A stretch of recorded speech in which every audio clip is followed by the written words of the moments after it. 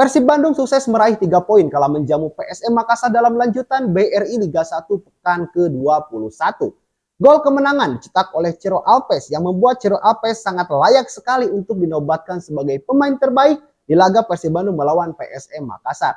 Dan tentunya dengan tambahan 3 poin ini Persib Bandung punya gap poin yang cukup lumayan jauh dari kejaran Persebaya Surabaya dan Persija Jakarta. Nah, seperti biasa saya akan analisa dan review jalannya pertandingan antara Persib Bandung melawan PSM Makassar. Namun sebelumnya saya ingatkan kepada kalian, jangan lupa like-nya, jangan lupa subscribe-nya, dan tuliskan di kolom komentar apa pendapat kalian dari laga Persib Bandung melawan PSM Makassar. Nah, di laga ini Persib Bandung tidak bisa didampingi oleh pelatih kepala mereka yaitu Boyan Hodak karena Boyan Hodak terkena akumulasi kartu kuning. Dan sebagai penggantinya Persib Bandung menunjuk asisten pelatih Boyan Hodak yaitu Igor Tolik untuk mendampingi dan menjabat sementara sebagai pelatih kepala. Dan sebagai asisten pelatih nampaknya Ahmad Juprianto, salah seorang pemain senior di Persib Bandung ya, berperan sebagai asisten pelatih.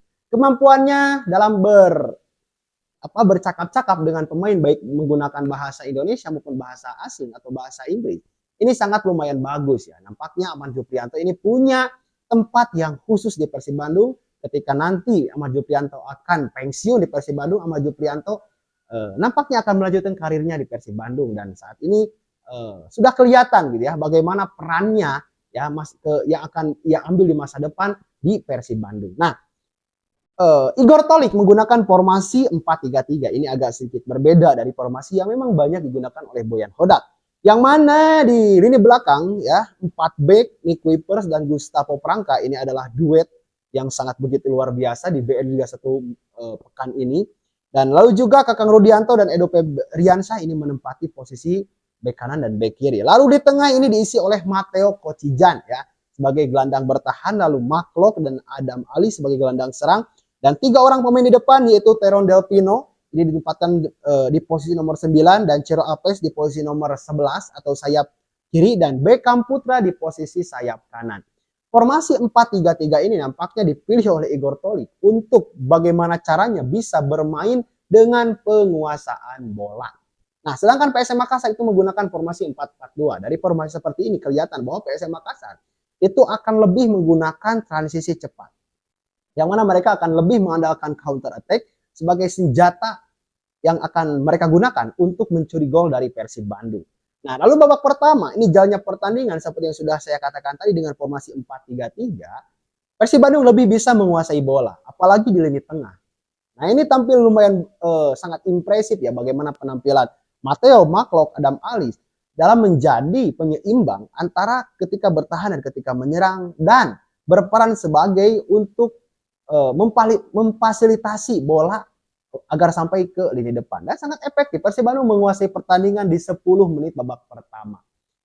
Tetapi PSM Makassar meresponnya gitu ya dengan transisi cepat. Nah, ini yang saya katakan tadi. Transisi cepat yang dibangun PSM Makassar, apalagi ya di depan itu mereka punya striker yang sangat lincah dan licin yaitu Balotelli ya didampingi oleh Haljaita. Ini membuat Persib Bandung itu nyaris saja kebobolan ya di awal babak pertama. Namun untungnya gitu ya pergerakan dari Balotelli dan Haljaita ini mudah di-cover oleh ya center back dari Persib Bandung yaitu Nick Kuipers dan Gustavo Prangka. Hanya satu peluang berbahaya yang saya catat ya itu terjadi di menit ke-14 lewat tendangan Abdurrahman. Itu kalau tendangannya bagus atau yang menendangnya Balotelli atau Haljaita itu kemungkinan bisa terjadi gol. Namun untungnya tendangan Abdurrahman ini malah menyamping dan cenderung ke atas ya sehingga gawang Kevin Ray Mendoza ini aman ya sampai dengan awal-awal menit babak pertama.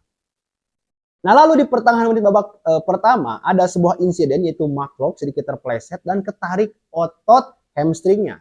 Ya, sehingga Maklok tidak bisa melanjutkan pertandingan dan harus ya keluar lapangan lebih cepat yang biasanya Maklok ini tidak pernah tergantikan sampai dengan menit 90 menit. Tapi di laga ini ya Maklok mengalami musibah ya agak ketarik otot hamstringnya dan digantikan oleh Robby Darwish.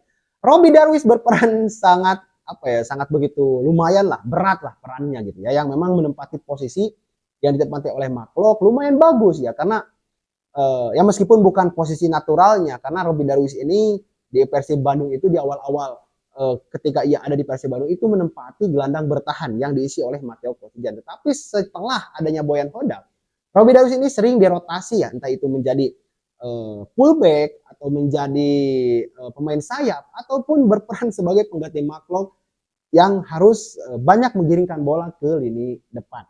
Namun nampaknya peran Robbie Darwis ini kurang harus butuh adaptasi lagi sehingga Boyan Hodak ya merubahnya di babak kedua.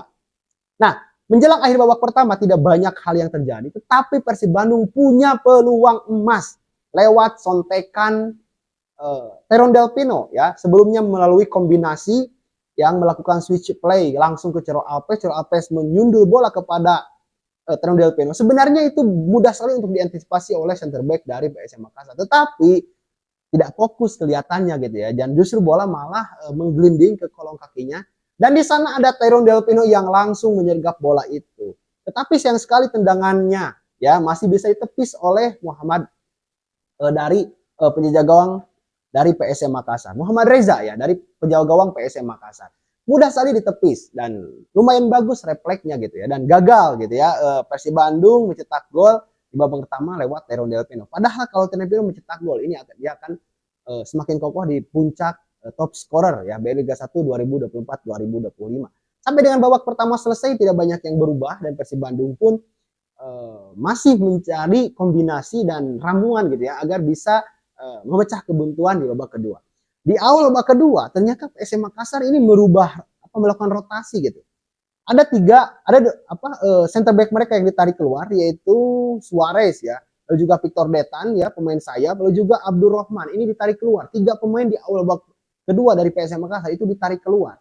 Ya kelihatanlah Abdul Rahman atau Suarez ini tidak terlalu perform gitu. Bahkan dalam beberapa kesempatan itu nyaris saja melakukan kesalahan fatal. Nah, tetapi karena pertimbangan dan kelihatannya performanya dan stamina fisiknya tidak terlalu bagus, nah sehingga pelatih dari PSM Makassar memutuskan untuk menarik ketiga pemain ini di awal-awal babak kedua dan digantikan oleh Rizky Pratama, juga Rizky Eka dan Muhammad Dapa. Hadirnya pemain-pemain muda ini diharapkan memberikan perubahan untuk PSM Makassar di babak kedua. Nah, tetapi Persib Bandung melalui Igor Tolik itu langsung mengcounternya. Ya, meskipun tidak melakukan perubahan ya atau pergantian pemain, tetapi ya, tempo yang dimainkan oleh Persib Bandung ini lebih cepat lagi, sirkulasi bolanya lebih cepat lagi sehingga PSM Makassar ini terpaksa mereka harus terus bermain bertahan dan mengandalkan counter attack atau transisi positif.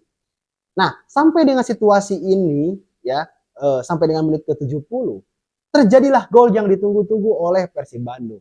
Nampaknya Ciro Alpes di babak kedua ini dikasih instruksi khusus oleh Igor Tolik gitu agar sesekali menusuk ke tengah ya dan melakukan penetrasi dan melakukan kombinasi umpan 1-2 dan betul saja terjadi. Adam Alis kini menjadi sang pemberi asis untuk Ciro Alpes yang diawali oleh pergerakan Ciro Alpes dari sayap sebelah kiri menusuk ke tengah ya. Ada Adam Alis sedikit menekuk bola ke dalam lalu juga diberikan lagi kepada Ciro Alpes. Dengan satu kali tembakan dan sangat akurat mengarah ke pojok kiri gawang, Persib Bandung melalui Ciro Alpes berhasil mencetak gol yang ditunggu-tunggu di laga ini di menit ke-74. Ini adalah gol yang sangat emosional untuk Ciro Alpes karena dalam beberapa laga terakhir Ciro Alpes ini harus absen dalam mencetak gol gitu ya. Dan laga ini keberuntungan hadir pada Ciro Alpes. Ciro Alpes mendapatkan sambutan yang sangat begitu luar biasa dari Boboto yang menunggu gol dari Ciro Alpes dan membawa Persib mendapatkan 3 poin di laga ini.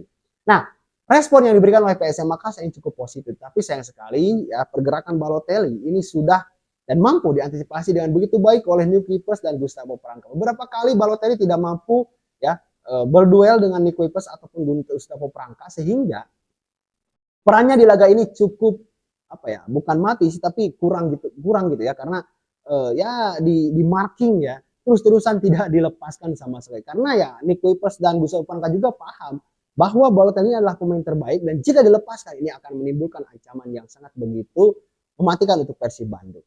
Nah, unggul 1-0 Persib Bandung di menit ke-80 ini melakukan rotasi, Ciro Alpes tarik keluar ya masuk Jalnando. Dengan masuk Jalnando ini membuat lini pertahanan dari Persib Bandung ini lebih rapat dan lebih solid sehingga sampai dengan babak kedua selesai Persib Bandung mampu mengamankan kedudukan dan PSM Makassar harus rela kalah dari Persib Bandung. Dan jarang-jarang sekali gitu ya PSM harus kalah dari Persib Bandung. Ya paling hasil seri atau apa ya, kalau enggak Persib kalah gitu ya.